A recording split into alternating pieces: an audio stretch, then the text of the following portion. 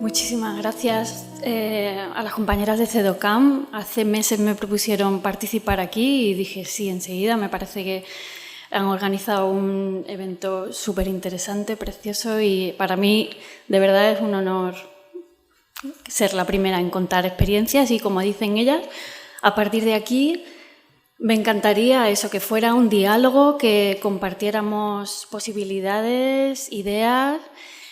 Yo voy a hablar desde la experiencia de la Biblioteca Nacional, que, claro, es un contexto particular, ¿no?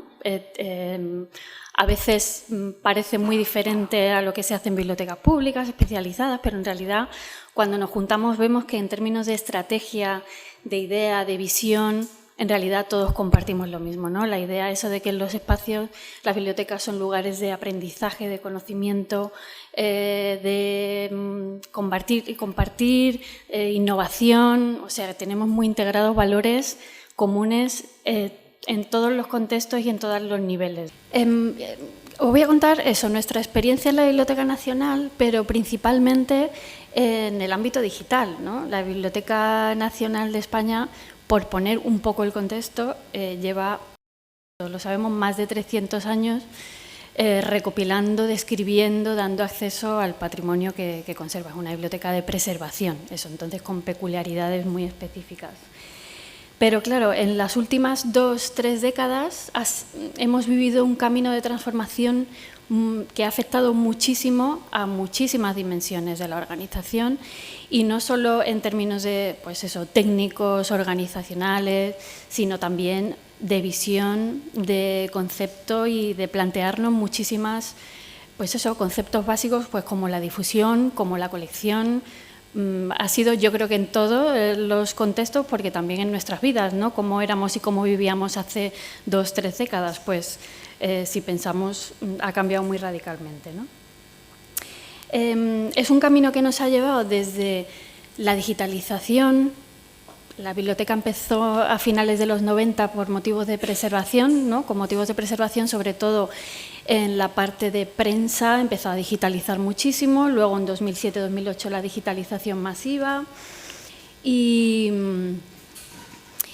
eso tampoco hace tantísimos años, pero muy pronto empezó a ponerse el foco, además de en dar acceso, en abrir otros caminos que nos han llevado a las líneas de trabajo, que voy a compartir sobre todo estas líneas de trabajo últimas que hemos desarrollado en los últimos años, a ir todavía más allá, ¿no? No solo dar acceso al material que tenemos digitalizado, por supuesto también a todas las colecciones físicas que siguen entrando en la biblioteca, sino a crear, a fomentar que se creen más cosas a partir de eso, ¿no? Abrir nuevos caminos de innovación, de participación ciudadana, de recreación. Ese camino, con todas las visiones y las líneas de trabajo que se han ido abriendo en estos años, lo que voy a compartir hoy con vosotros sobre todo, ¿no? En entornos digitales, pero también híbridos, porque en los últimos años, después de poner el foco en entornos exclusivamente digitales, nos hemos dado cuenta de cuánto hacen falta y cómo son de necesario también la hibridación de entornos y de espacios físicos también, ¿no? Donde hay una interacción personal. Yo estoy en el servicio de innovación y reutilización digital, es la división de procesos y servicios digitales, y hemos trabajado principalmente en entorno digital, pero siempre hemos echado mucho de menos lo físico. Entonces, en la biblioteca también está habiendo un proceso de hibridación, de conjunción de lo físico y lo digital, porque es el espacio, en esa intersección es donde creemos o nos hemos dado cuenta que salen las cosas buenas, ¿no? Y donde avanzamos de verdad, ¿no? Bueno, esto es una introducción larguísima, pero bueno, como tengo una hora, pues me la he permitido. Pero bueno, la biblioteca, bueno, aquí es una imagen de la Biblioteca Digital Hispánica, que es uno de los repositorios digitales de la biblioteca. Pero para empezar a hablar de cómo se han transformado radicalmente con los nuevos paradigmas digitales en la biblioteca, para empezar, como digo, el concepto de colección, y nos ha pasado en todas las bibliotecas, ¿no? La colección es física, pero también ahora nuestra colección, y tenemos que cuidar de la colección nacida a partir de la digitalización de las colecciones físicas. La Biblioteca Digital Hispánica es eso, pero también la hemeroteca digital, y ya estamos hablando de 100 millones de páginas digitalizadas, ¿no? Que tenemos que preservar y a las que tenemos que dar acceso. Pero también es archivo de la web. La Biblioteca Nacional se encarga de recopilar y guardar para el futuro todo lo que se produce en la web, en dominio.es, también en dominio.eus, .cat, .gal, y todo eso añade otro concepto de colección. Estamos hablando aquí cerca de 2 petabytes ya de información que tenemos que cuidar, y ahora además, según la aplicación de la directiva europea, tenemos que también dar acceso a esa información de manera segura porque tiene derechos. O sea, que esto ha abierto muchísimas líneas de trabajo nuevas, además con muchísima presión, porque todo esto significa recursos que hay que dedicar, servidores. Esto es una presión fuerte para una institución como la Biblioteca Nacional. Pero bueno, a esto y a los datos que se generan de esto y a la idea de las colecciones como datos volveré también ahora, porque es una línea importante para nosotros.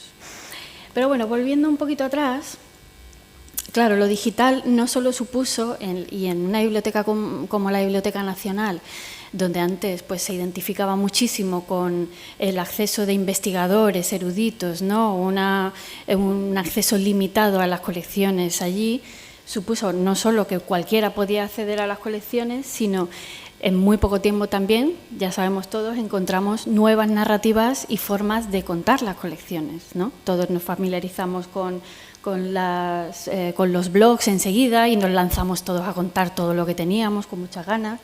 Las redes sociales en la Biblioteca Nacional, en una institución como la Biblioteca Nacional, supuso un cambio bastante importante en cuanto a cómo nos relacionábamos con la ciudadanía, ¿no?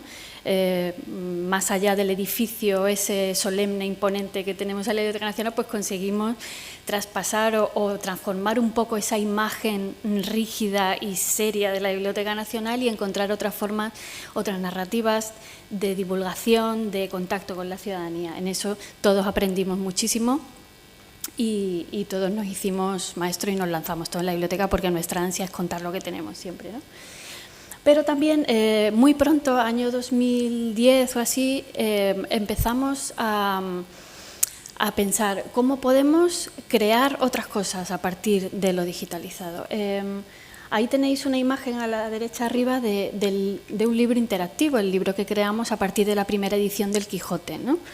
Esto es año 2010, se hizo en una tecnología flash que ya pues, no sirve para nada, entonces pues ya es muy antiguo, pero inició un camino interesante que nos dio una visión, o el comienzo de una visión de cómo, añadiendo información contextual, añadiendo elementos multimedia, ¿no? En este libro contábamos, no solo mostrábamos la edición del Quijote, sino que también añadíamos, con ayuda de expertos, información sobre la gastronomía en la época de Cervantes, las novelas de caballería, la música. En esa época había pues, elementos multimedia, música. Y nos empezamos a dar cuenta, tuvo muchísimo éxito, de hecho yo ahora voy a alguna charla y todavía me lo recuerdan, yo digo, pero si esto está pasadísimo, hombre, pero en realidad, porque eso se usó muchísimo, por ejemplo, en educación, y eso también dijimos, es que aquí hay muchísimo potencial para enriquecer y dar nuevos usos a todo este material digitalizado pensando en sectores o usos diferentes, ¿no? Entonces eso fue el germen de una visión que empezó a nacer en la biblioteca y que se fue madurando muy poco a poco y que ahora básicamente es lo que yo hago en mi servicio. Así que, pues, fenomenal, porque se transformó y dio lugar a muchísimas pues eso, visiones y líneas de trabajo súper interesantes en la biblioteca. Entonces eso, lo digital no solo permitió nuevas formas de acceso, de cooperación, bibliotecas digitales europeas, biblioteca digital mundial, o sea, puso nuestras colecciones en entornos y en contextos muy diferentes y eso también suponía nuevos usos. También empezaron a surgir en esos años nuevas formas de investigación, ¿no? ¿Cómo podemos apoyar a la investigación en esos nuevos contextos digitales que iban surgiendo y donde nosotros teníamos también que colaborar y que hacer todo lo posible para que nuestros recursos se utilizaran? Y esa línea de reutilización, además, muy importante, vino apoyada por un marco no solo institucional, que en la biblioteca íbamos madurando, ¿no? Cómo podemos no solo difundir lo que tenemos, contar nuestras colecciones, sino también ser un agente activo para que se reutilicen, ¿no? Esa es la idea. Ser un agente activo para que en educación, en turismo, en diseño, en todos los contextos posibles, estas colecciones se conozcan, pero también sirvan para crear cosas nuevas, ¿verdad? Ese camino de la reutilización, además, estaba apoyada por una legislación, un marco legislativo. La legislación RISP, no sé si la conocéis o la tenéis muy presente o os afecta mucho, pero nos obliga a todas las instituciones públicas a promover la reutilización de la información y de los datos y de los recursos digitales que generamos en el ejercicio de nuestras funciones. O sea que este marco me gusta incidir en esta idea que no solo es que se nos ocurriera y qué bien, qué cosas más bonitas podemos hacer, sino que estamos obligadas las instituciones públicas a fomentar esa reutilización, esa recreación activa por la sociedad, ¿no? Además de contar lo que tenemos y reivindicar nuestro valor, es una obligación legal y es una obligación institucional en el sector público. Y bueno, empezamos a pensar, claro, a ver lo que hacían otras instituciones, a imaginar proyectos posibles de reutilización en educación, en muchísimos sectores, y tuvimos la oportunidad, con apoyo de Red.es, para crear un marco integral y dar inicio a todos esos proyectos. La verdad es que fue un apoyo muy importante porque, claro, todas esas ideas bonitas que se nos iban ocurriendo, como digamos, final del ciclo de escribo las colecciones, las digitalizo, doy acceso, pues era como el final lógico, además sirven para crear otras cosas nuevas, ¿no? Nos permitió el apoyo de Red.es, pues eso, iniciar todos esos proyectos y darle un marco. Y ese marco lo llamamos BNLab, en nuestro caso. BNLab, bueno, surgió en un momento en el que surgían labs por todos lados, como setas, ¿no? Con distintas orientaciones, unas más presenciales, estos makerspaces que hemos integrado mucho en bibliotecas públicas y que son espacio interesantísimo de creación y de participación de la comunidad y de generación de innovación también. En nuestro caso, claro, limitado en principio a entornos digitales, lo creamos como portal, lo tenéis ahí, una imagen que le dimos, pero sobre todo eso, era un marco estratégico. La Biblioteca Nacional, y esto también es importante, me gusta siempre incidir en esto, tiene entre sus líneas estratégicas la reutilización, el fomento de la reutilización desde 2015.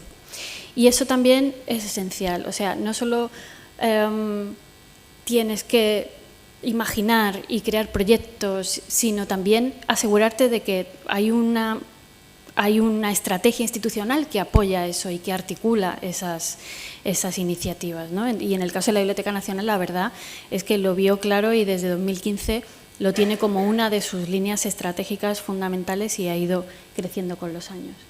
Y bueno, en realidad quisimos hacer un vídeo entonces, esto es de 2017, que explicara un poco la idea. Es un vídeo inspiracional que explica bien, yo creo, la idea que teníamos en nuestra cabeza. Entonces, un vídeo así que hicimos Esta con es la cariño. Biblioteca Nacional de España. Está aquí. Y aquí. Y aquí. También está aquí. Y aquí. Y aquí.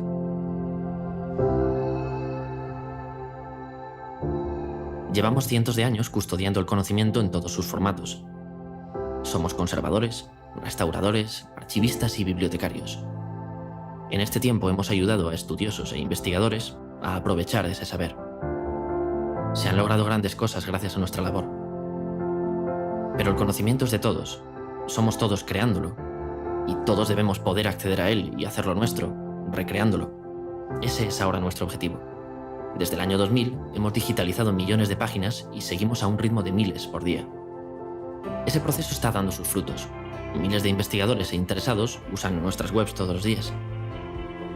pero queremos que llegue a más lugares. Queremos que el conocimiento se convierta en mucho más, que mute, que abone y que haga brotar cosas nuevas, que esté en todas partes y que sea todo lo que hacemos. Que cualquiera pueda reutilizarlo para crear algo nuevo, porque así se crea cultura, tecnología y sociedad, porque así se crea una economía más fuerte. Así nos hacemos mejores. Este edificio era la Biblioteca Nacional. Ahora es solo su sede física. 300 años después estamos volviendo a construir un edificio. Pero esta vez está en todas partes y sus ladrillos son digitales. Los cimientos también son nuevos. Divulgar, fomentar la reutilización con recursos y herramientas digitales y ayudar a que nuevos públicos y comunidades aprovechen los miles de años de conocimiento que hemos sabido guardar.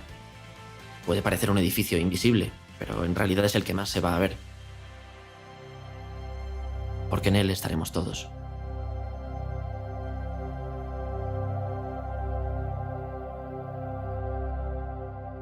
Es el objetivo de todos, ¿no? Que lo que tenemos se utilice, que genere cosas nuevas, que sirva para crear, para educar, para...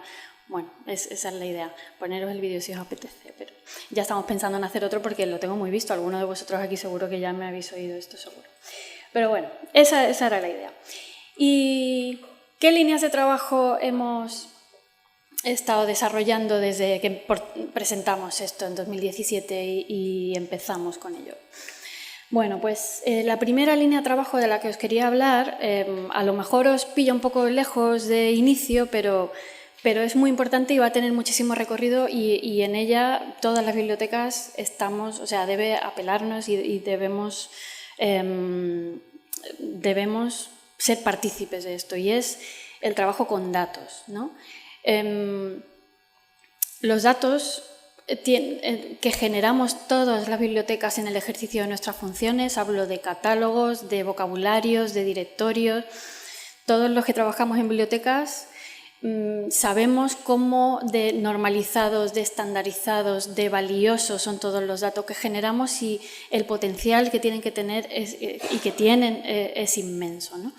Entonces, en la biblioteca, estamos hablando en la biblioteca de 5 o 6 millones de registros bibliográficos, otros tantos registros de autoridad, y desde hace ya años se empezó a trabajar en el catálogo con otras formas de acercarnos al catálogo. No sé si conocéis Datos BNE, es el proyecto de semantización del catálogo tradicional, de manera que aplicando, bueno, pues FRBR, nuestras siglas favoritas, nuestras siglas que nos encantan, ¿no?, a los bibliotecarios, pero estos modelos diferentes de organizar los datos de un catálogo y la información que guardamos, pues nos permite explorar los catálogos de otra manera para que no sean listas de registros, sino estructuración, acercamiento estructurado a los datos. En este pantallazo, por ejemplo, veis además que no solo sirve para estructurar los datos de una manera más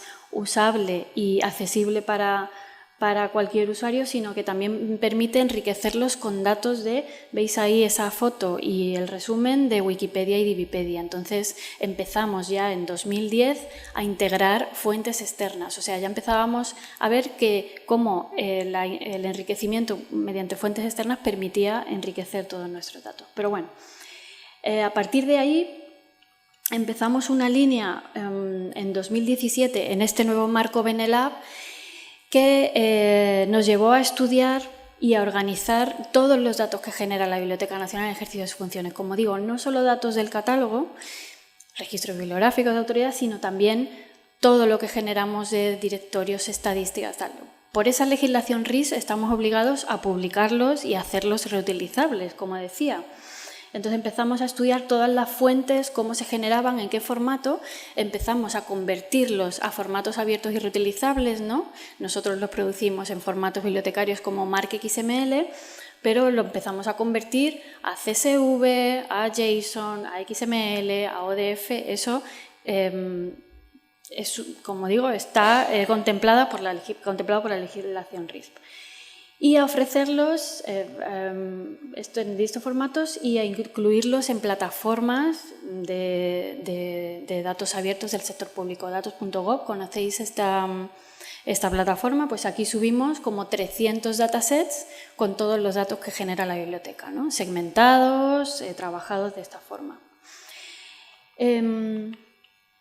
Y a partir de ahí, claro, empezamos a darnos cuenta de que trabajar con todos estos nuevos formatos, ¿no? Con estos grandes ficheros en CSV, trabajados con herramientas de análisis y de visualización, podíamos hacer visualizaciones de manera muy sencilla. Por ejemplo, aquí, pues, geográficas a partir del directorio de bibliotecas que mantiene la Biblioteca Nacional. Aquí una guía. Esto lo hicimos el verano pasado, un mapa de guías turísticas a partir o trabajando con los datos de materias del catálogo. Bueno, empezamos a practicar con muchísimas herramientas que ahora hay disponibles para crear visualizaciones y otras formas de acercarnos a los datos de la biblioteca, ¿no? También esto tuvo una importante dimensión interna, porque claro, acercarnos a los datos del catálogo que cuesta tanto esfuerzo en los registros de Biblioteca Nacional, si lo conocéis, son así, tienen muchísimos datos, ¿no? Trabajándolos con herramientas como OpenRefine, no sé si la conocéis, te permite trabajar con ficheros enormes, o sea, un fichero de 5 millones de registros no te lo abre un Excel, pero herramientas como OpenRefine son capaces de trabajar con estos ficheros masivos y además filtrarlos, depurarlos, enriquecerlos directamente con datos de Wikidata. Es potentísima y además es gratuita, que eso también hace unos años no había herramientas gratuitas que te permitieran hacer esto. Pues claro, trabajando así los datos del catálogo nos empezamos a dar cuenta de fallos, problemas que tenía cualquiera que quisiera acercarse a estos datos de una manera, pues eso, como trabajan ahora los investigadores en digital con estos grandes ficheros de datos. Yo siempre pongo el mismo ejemplo, ¿no? Yo cuando empezamos a publicar todos estos conjuntos de datos grandes, empezamos a tener contacto con investigadores que hacen este tipo de trabajos, ¿no? Científicos de datos, investigadores de humanidades digitales. Y claro, uno de ellos, lo primero que me preguntó, estábamos trabajando con ellos a ver cómo era la mejor forma de publicarlos, y me dice, vale, pues como mi área de especialidad es el teatro, a ver, vale, voy a coger tu fichero y voy a preguntar, quiero sacar de aquí dramaturgas españolas del siglo XIX. Entonces, claro, yo dije, sí, claro, esto está aquí seguro. Entonces me pongo a trabajar con el fichero y, claro, nos dimos cuenta de que dramaturgas, ese dato femenino, masculino, sistemáticamente no lo teníamos. El dato ocupación no lo tenemos sistemáticamente puesto tampoco. Siglo XIX ya entramos en el campo fecha y ya apaga y vámonos, porque los campos fecha, aquí los bibliotecarios que hayan catalogado alguna vez, es la pesadilla mayor, igual que los datos geográficos, ¿no? Entonces, para nosotros fue un shock decir, es que no somos capaces de responder consultando así en este tipo de ficheros a preguntas tan sencillas. Entonces fue un shock cuando nos reunimos con gente de proceso técnico, que allí hay muchísima gente trabajando, y le dijimos que no eran capaces de responder a estas preguntas tan sencillas. Entonces, claro, empezamos a ver nuestros catálogos de otra forma y a trabajarlos de otra forma, añadiendo estas capas de usabilidad pues, para campo fecha, campo geográfico, problemas de depuración, datos incompletos, género, este tipo de cosas. Y además también muy importante a estudiar los sesgos, ¿verdad? Sesgos que inevitablemente, a pesar de ser una base de datos tan completa, pues están ahí en la descripción de las obras. Y eso ha sido internamente un área importantísima de trabajo y de reflexión también de qué catalogamos, para quién catalogamos y cómo se pueden usar estos datos, ¿verdad? El catálogo siempre decimos que desde Datos BNE, claro, es que ha habido un cambio de visión muy importante. Los catálogos bibliotecarios antes se concebían como herramientas de localización de ejemplares en un depósito, ¿no? Busco un ejemplar, vale, me dice dónde está en el depósito y te lo presto. Pues claro, ahora el catálogo es más un recurso de información, de conocimiento, que permite enriquecer con otras fuentes. O sea, es un cambio de mentalidad fuerte, interna y externa respecto a los catálogos bibliotecarios. Y ahora, en el punto en el que estamos, además de rehacer todos estos conjuntos de datos para que sean más fáciles de utilizar todavía, es generar visualizaciones. No sé si conocéis Tableau, bueno, ya hay otras herramientas que permiten visualizaciones muy potentes. Aquí, por ejemplo, un estudio de materias a lo largo del tiempo, qué materias se han ido editando más a lo largo del tiempo y que genera estudios muy interesantes, ¿no?, sobre el foco del interés editorial, público en los catálogos. Y también, por ejemplo, estamos intentando no solo publicar los datos como conjuntos de datos, que tú tengas que elegir entre este dataset o este dataset, sino también en formas dinámicas de interrogar a esos datos, o sea, que tú te puedas generar tu propio dataset. Esto es un API que estamos trabajando, lo vamos a publicar pronto. Esta es su interfaz web, que tú establezcas los parámetros. Quiero un dataset con mujeres nacidas en qué año, en tal año o en qué siglo. Hemos añadido capa siglo, por ejemplo, o década.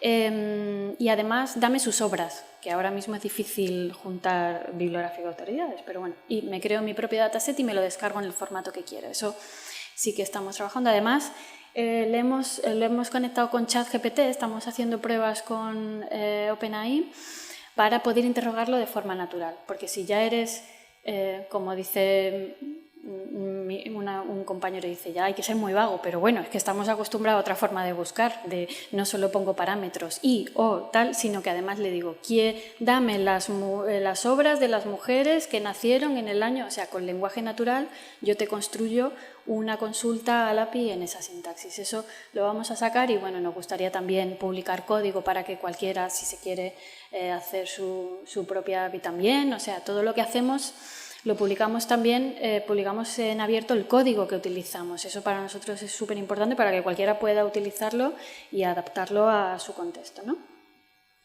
Y bueno, la otra gran área de trabajo, el otro gran reto ahora es trabajar con los grandes actores de construcción de inteligencia artificial, ¿no?, y grandes modelos de lenguaje.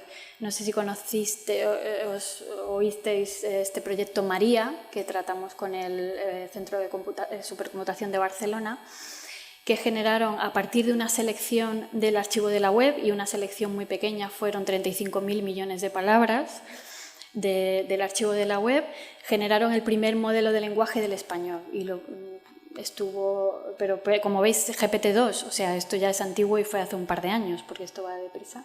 Pero bueno, el reto también es situar nuestros datos y la información que producimos en las bibliotecas en estos grandes ecosistemas de grandes modelos de lenguaje, ¿no?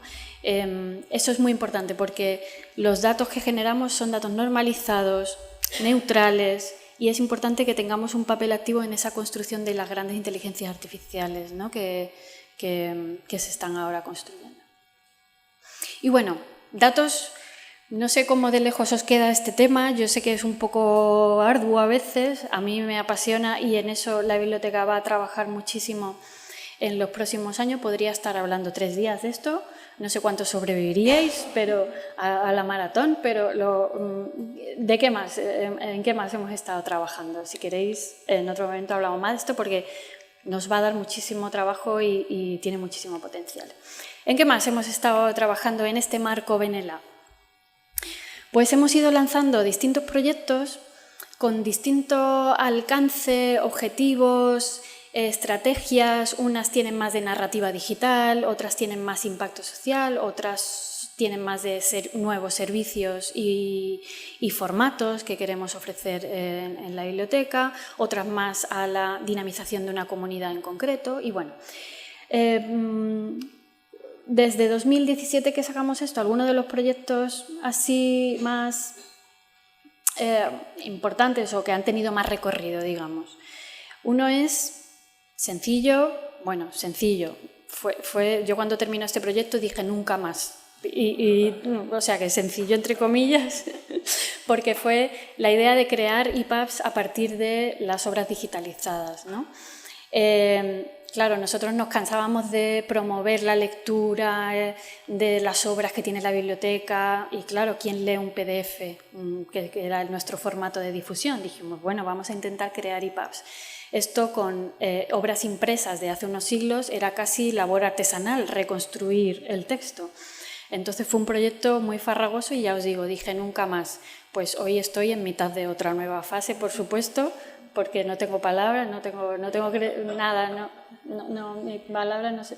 No, porque fue un servicio muy, muy utilizado, sobre todo en pandemia. En pandemia tuvo 500.000 descargas. Bueno, fue muy utilizado y sigue siendo muy utilizado. Entonces dijeron, sabemos, Elena, que dijiste nunca más, pero te vamos a pedir. Y yo, pues sí, para adelante.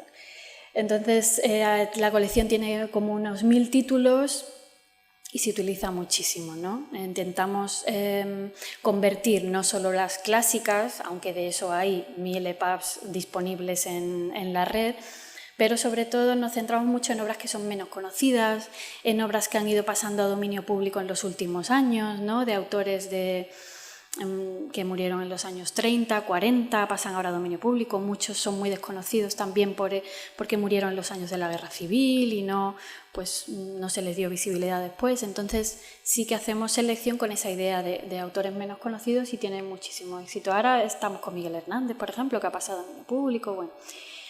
Otro proyecto fue la biblioteca hizo libros interactivos con las primeras ediciones del Quijote, de Leonardo da Vinci, y quisimos ofrecer esa herramienta que era propietaria, no había alternativas gratuitas o no las conocimos después. Las ofrecimos para que otros crearan libros interactivos, ¿no? Entonces ahí colaboramos con grupos de investigación, especialistas, por ejemplo en este caso de la Edad de Plata, y en mujeres, y hicieron colecciones muy interesantes, enriquecidas, ¿no? Con elementos multimedia, con conocimientos suyos, y bueno, eso dio muy buen resultado y al final no es simplemente compartir una licencia de uso con grupos de interés y que creen estos libros interactivos aportando su conocimiento, y la verdad es que son ediciones muy bonitas a partir de las obras de la BNE. Otro proyecto que le tenemos mucho cariño, lo hicimos como en 3 meses, BNE, ¿os suena alguno? Pues alguno que sí. Bueno, pues este proyecto nos gustó mucho hacerlo, se nos ocurrió de la mano de una experta en gastronomía histórica explorar los recetarios antiguos de la biblioteca y colaborar con cocineros, con investigadores, con estudiosos, para recrearlos, ¿no? Darlos a conocer y recrearlos y reinterpretarlos. El cocinero los reinterpretaba y creaba una receta moderna a partir de ahí. Eso lo hicimos en 3 meses, el resultado eran como 12 piezas audiovisuales muy cuidadas, la hicimos con mucho cariño y bueno, la verdad es que tuvo muchísimo impacto. El New York Times habló de esto y nos siguieron pidiendo, igual que con los EPUBs, ¿no? ¿Pero cuándo vais a hacer más recetas? Hombre, es que la biblioteca no está para hacer recetas. La idea, yo me encantaría, pero la idea, en realidad en este proyecto, que fue muy cortito, la idea estaba conseguida, que era en un sector profesional, porque de esto se habló mucho y yo fui a muchos foros de cocina, de gastronomía, yo encantada, me invitaban, yo encantada, pero claro, tuvo, digamos, un principio y un fin, y el objetivo pues se consiguió porque dio mucho que hablar. Los cocineros conocieron los recetarios de la biblioteca como fuente de conocimiento suyo, de inspiración. Hablamos ahí de el primer testimonio de la receta de la salsa de tomate venida de América, pues el primer testimonio en Europa lo tenía la Biblioteca Nacional, el chocolate, el garum romano, bueno, entonces, o el helado, por ejemplo, y un heladero incluyó la receta que hizo en su menú. Entonces, bueno, dije yo, para mí aquí el objetivo está conseguido, ¿no? La idea es que se inspiren y que conozcan estas fuentes de conocimiento y las utilicen en su labor profesional. Esa es un ejemplo de proyecto pequeñito, pero con mucho impacto y eso, con objetivo más o menos cumplido.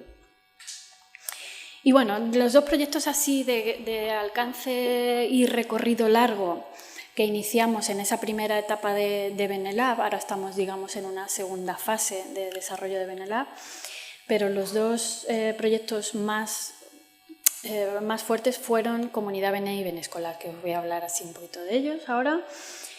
Comunidad BNE es la plataforma de enriquecimiento colaborativo, crowdsourcing, ¿no? en el ámbito anglosajón, Y la idea de eso la empezamos años antes ya, pues el British Museum y la British Library tenían su propia plataforma, la New York Public Library tenía una plataforma muy, muy buena también.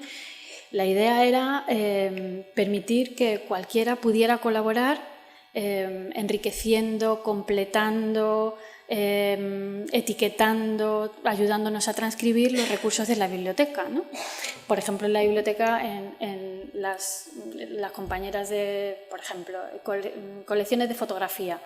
Yo durante años oía a las compañeras decir, es que yo, claro, catalogo esta fotografía, pero yo no identifico ni el lugar, ni las personas, entonces las descripciones se quedan, que me encantaría que alguien me ayudara o que esto se pusiera en abierto y que alguien identificara esto que yo no soy capaz de identificar, ¿no? Como bibliotecaria que tengo que describir esto. Entonces, la idea... Eso es que cualquiera pueda colaborar. En este caso hemos ido sacando distintos proyectos, hay distintas funcionalidades posibles, tipologías de proyectos, pero bueno, por ejemplo aquí, por mostrar alguno, este era un proyecto, ya se cerró, de carteles de teatro, ¿no? Nos dimos cuenta de que el contenido de los carteles nosotros catalogamos, claro, año, datos generales, pero el contenido de los carteles donde se veía los datos de las personas de la compañía, las obras representadas, el precio de las representaciones, eso no estaba, eso era información que estaba oculta, no estaba en los catálogos. Pues ahí estuvimos extrayendo esa información y ese proyecto se desarrollaba muy bien. Otra posibilidad es geolocalizar fotografías, ¿no? Para hacer visualizaciones geográficas, por ejemplo, de esta colección de Lorán. Mejorar o corregir las transcripciones de los textos derivados de las digitalizaciones para que no tengan errores, ¿no? Ya sabéis que se generan muchos errores. ¿Y qué resulta de todo esto? Pues, por ejemplo, en este caso, este es un proyecto de geolocalización, el resultado son coordenadas, que dice que es resultado más feo. Bueno, pues esto para nosotros es precioso porque son datos que con los que luego podemos muy fácilmente crear todo tipo de visualizaciones, líneas de tiempo, bueno. Y con los datos, con los textos corregidos de un proyecto de transcripción, pues podemos generar un EPUB, por ejemplo, ¿no?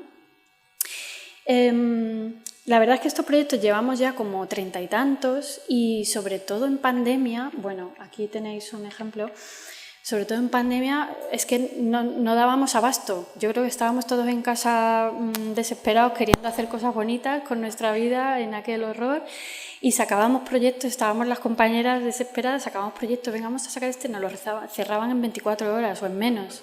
Entonces fue una locura, pero bueno, nos dio mucha alegría y todavía el otro día estuve en Pamplona y me dijo, yo en pandemia me dio era como mi espacio zen de hacer algo útil y bonito y en medio de aquello. Y la verdad es que, bueno, y además también esta imagen que veis aquí es de un grupo universitario al que gustó mucho un proyecto de traductoras, ¿no? Que sacamos para identificar mejor los registros de traductoras, mujeres traductoras de la Edad de Plata, de los que no teníamos apenas información, y les gustó tanto pues, que se implicaron muchísimo, se hicieron camisetas, crearon una cuenta en redes sociales para impulsarlo, o sea, aquello se lo agradecimos muchísimo porque trabajaron muchísimo en ese proyecto. Y bueno, la idea es seguir sacando proyectos. La plataforma de Comunidad BNE, el código que hemos hecho estaba creado sobre código abierto libre, una plataforma que ya había, Paibosa, pero todas las personalizaciones que hemos hecho están publicadas en GitHub y cualquiera hay que tener un poquito de conocimiento informático, pero puede crear su propia plataforma. Y eso es importante en todos los proyectos que sacamos. Todo el código, no solo el resultado, es abierto y reutilizable, ¿no? Y bueno, el otro proyecto interesante o del largo recorrido en el que estamos ahora en segunda fase es Benescolar. Siempre la biblioteca había tenido en su sede talleres y actividades orientadas a escolares y quisimos hacer un proyecto integral que además permitiera crear talleres para quien no pudiera venir a la sede, ¿no? Entonces, con esta idea de crear propuestas diferentes sobre cómo se puede llevar a las aulas al aprendizaje en primaria y secundaria sobre todo, pero también en entorno familiar, ¿no? Que quieres recursos educativos de calidad y pues queríamos hacer propuestas variadas para comprobar cómo y por qué es importante que todas estas colecciones patrimoniales tengan su lugar y se utilicen en contexto educativo. Y bueno, ofrece pues, distintos formatos, secuencias didácticas, talleres, por supuesto también vídeos, pero desafíos interactivos con un componente un poco más tecnológico. La idea es, con distintas temáticas muy variadas y distintas propuestas metodológicas, crear estos recursos educativos, y no que seamos nosotros los que creamos los recursos educativos siempre, sino inspirar y dar las herramientas para que los profesores, los docentes hagan suya la idea y la pongan en práctica con cualquier otro tema y para cualquier otro objetivo curricular, ¿no? Esto lo hicimos con un grupo de docentes y expertos en tecnología aplicada a educación. Y bueno, por ejemplo, aquí los talleres, hay un taller de creación de un manuscrito iluminado, enseñamos todo parte de una exploración de, por ejemplo, en este, ¿qué es un manuscrito iluminado? Pues invitamos a explorar las colecciones de la biblioteca. Los manuscritos iluminados es, digamos, una excusa, ¿no? Y con ello pues aprendemos a hacer nuestro propio papel, la caligrafía gótica, iluminar manuscritos. Los talleres tienen un componente manual muy fuerte, ¿no? Y se pueden llevar a la práctica de manera sencilla. Sobre navegación, exploramos las cartas náuticas y el material cartográfico de la biblioteca y creamos nuestro propio instrumental de navegación. Bueno, hay muchísimas. Siempre me cuesta mucho elegir. Cuando digo, ¿cuál elijo? Hay muchísimas propuestas. Y bueno, últimamente, como hemos hablado mucho de 3D, de realidad inmersiva, no sé en vuestro contexto, pero ahora es como la nueva, no quiero decir moda, pero se habla mucho ahora de posibilidades de realidad inmersiva en distintos ámbitos. Pero aquí, construyendo nuestras propias gafas de realidad aumentada, pues integramos recursos de la biblioteca en nuestro espacio, pues eso, fotos antiguas, y las situamos en espacios reales. O aquí también, por ejemplo, creamos, era una propuesta para crear nuestra aula ideal, ¿no? ¿Cómo sería tu aula del cole ideal? Y con eso generamos una visión 360 y podemos disfrutar de ella, habiendo repasado en las colecciones de la biblioteca cómo eran las aulas de los chicos de hace 50 años, ¿no? Siempre hay una conexión entre pasado, presente, futuro, y sobre todo lo importante aquí es, o lo que nos interesa a nosotros como Biblioteca Nacional, es eso, que se lleve al aula la reflexión de por qué es importante conservar la memoria, por qué es importante el patrimonio, la importancia de lo local y de la comunidad, la diversidad, género. Siempre hay conceptos transversales que recorren todos estos recursos, pero sobre todo eso, por qué existen las bibliotecas, por qué una biblioteca nacional, cuál es su misión y por qué es importante, ¿no? En general. Y también experimentando mucho con la tecnología, pero teniendo una visión crítica, ¿no? La tecnología nos sirve para hacer cosas, pero no son ni mucho menos el objetivo y el fin último. Bueno, el juego de escape tuvo muchísimo éxito, no sé, yo os invito a hacerlo, no es fácil, yo no te creas. Pero bueno, tiene un componente tecnológico un poquito más fuerte y hay una aplicación móvil además, eso también lo hicimos en esta fase, que permite geolocalizar, por ejemplo, en el patio del colegio, preguntas que cazas como un Pokémon, y para solucionarlas tienes que entrar en los repositorios de la biblioteca, ¿no? Y hay competiciones y demás. Bueno, esto lo presentamos en 2019 y la verdad, no sé cómo voy de tiempo, la verdad es que como con pandemia se nos frustró un poco un plan de difusión que teníamos de contacto directo con centros, con redes educativas, bueno, es una pena porque esto era importante, los profesores y los centros educativos tienen sus currículums, tienen siempre mucha presión de trabajo, ¿no? Entonces queríamos ir a contar esto y a ver cómo mejorarlo, ¿no? Todas estas propuestas. Hicimos prototipos con un grupo de profesores, a ver talleres, a ver cómo funcionaban las propuestas de bien escolar. Pero bueno, como se puso la pandemia por medio, la idea en esta segunda fase en la que estamos justo ahora es, además de crear nuevos recursos, pues tener más contacto con los propios centros, difundir, crear comunidad y a ver si conseguimos eso, que realmente los profesores, los docentes hagan suyo la metodología que proponemos y las colecciones de la biblioteca, y hagan sus propias propuestas, ¿no? Bueno, de todas formas ya nos han llegado ejemplos muy bonitos de puesta en práctica de esto en centros. Ahí tenéis algunas imágenes. Bueno, pues unos chicos se animaron a crear los manuscritos iluminados, otros a hacer collage, hay una propuesta también de collage con fotos de la guerra en su entorno.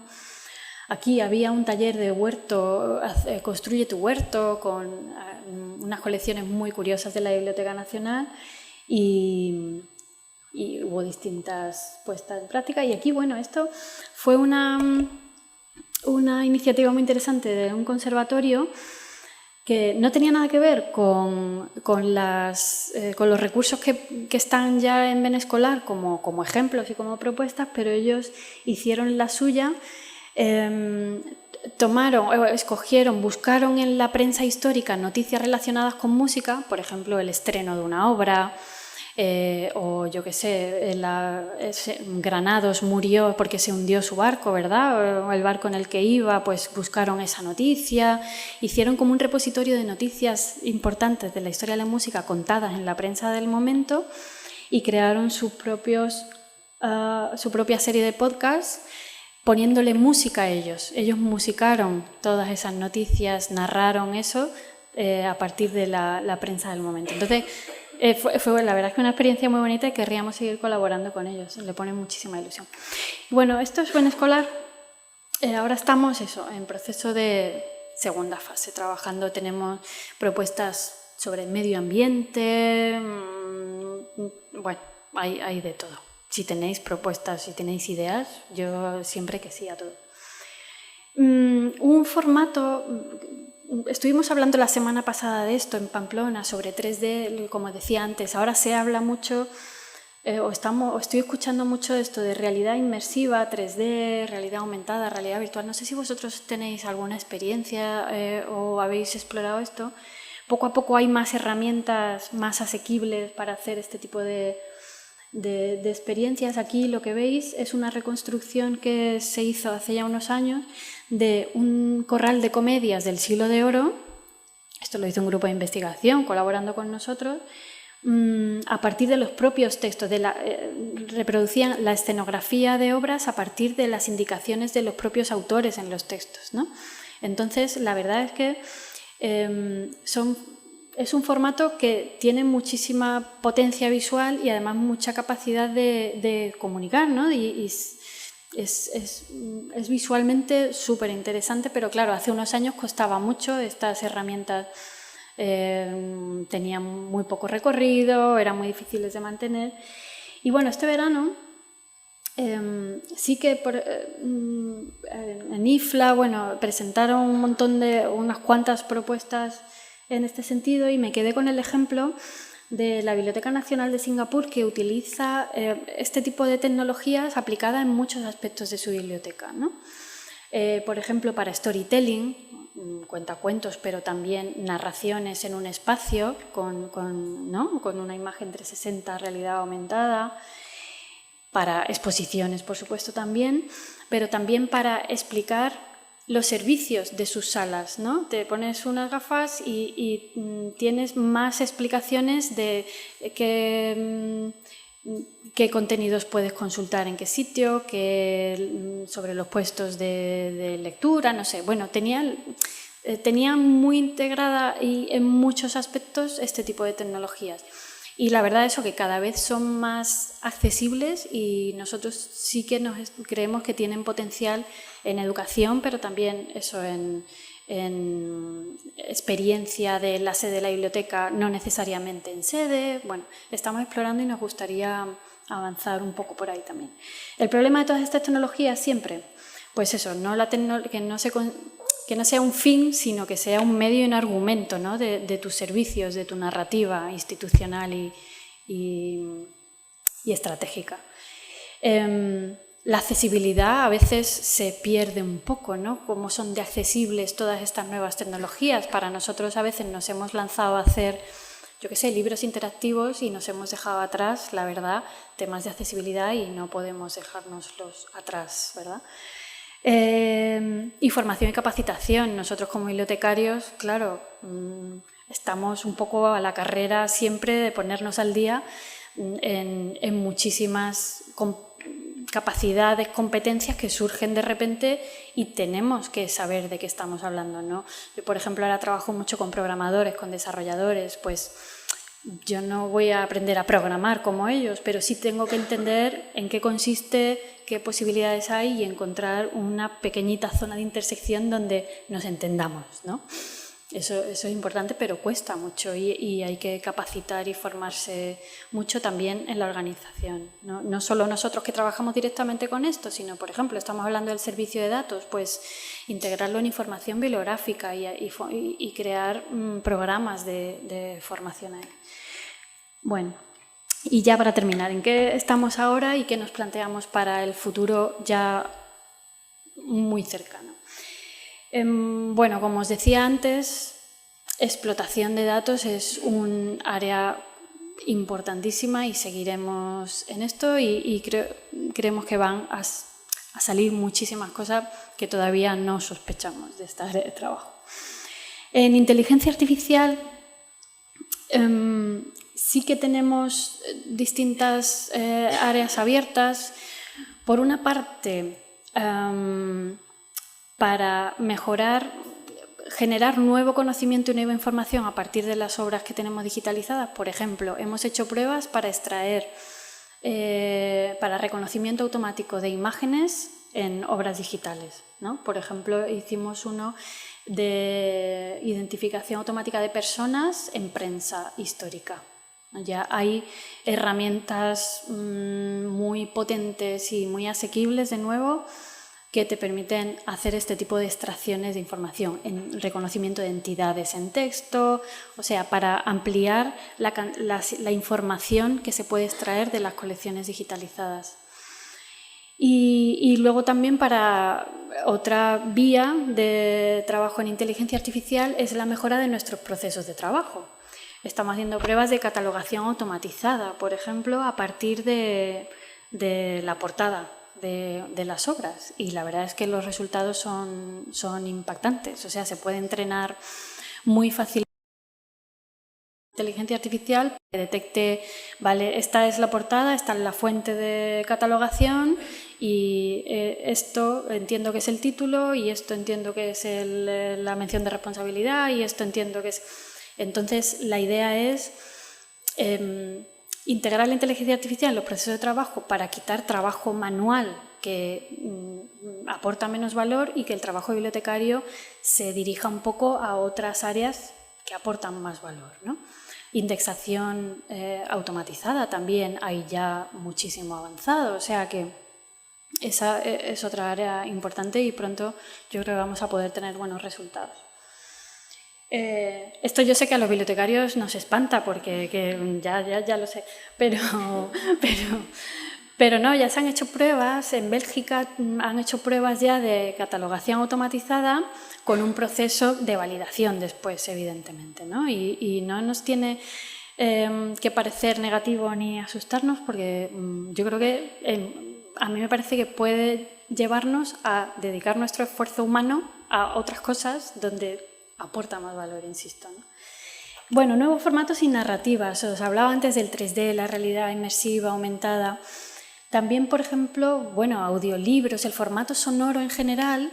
Estamos trabajando en un proyecto que tiene distintas derivadas y nos parece que tiene mucho potencial, ¿no? Porque conecta muy bien lo íntimo, ¿no? Nosotros todos tenemos recuerdos muy personales de la música que hemos escuchado, de los géneros musicales que nos gustan o nos trasladan a otros momentos de nuestra vida, pero también conecta mucho con lo colectivo y la biblioteca tiene una colección de sonoros impresionante, archivo de la palabra, y eso sí que nos gustaría explotarlo. Tenemos muchas ideas y querríamos hacer un marco estratégico también para eso de impulso de lo sonoro, ¿no?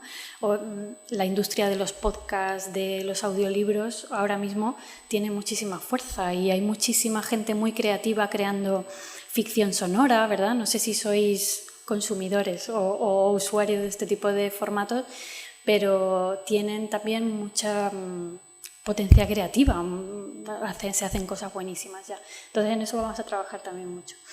Espacios híbridos, lo que os decía antes, esta cosa de conectar lo digital, nos hemos centrado mucho en lo digital con lo híbrido, que estamos trabajando en la biblioteca en un espacio presencial que nos permita experiencias in situ o simplemente espacios de conversación, ¿no? De qué hacemos, qué estrategia seguimos, pues con distintos sectores sociales. Eso nos parece muy importante, reunirnos con adolescentes o crear un grupo estable de conversación con sectores sociales a los que la Biblioteca Nacional pues no apela o no sigue, no sé.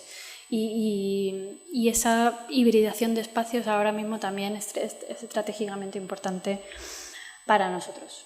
Y bueno, creación de comunidad, lo colectivo, eso parece ya un lugar, suena a lugar común, pero de lo colectivo y de la unión de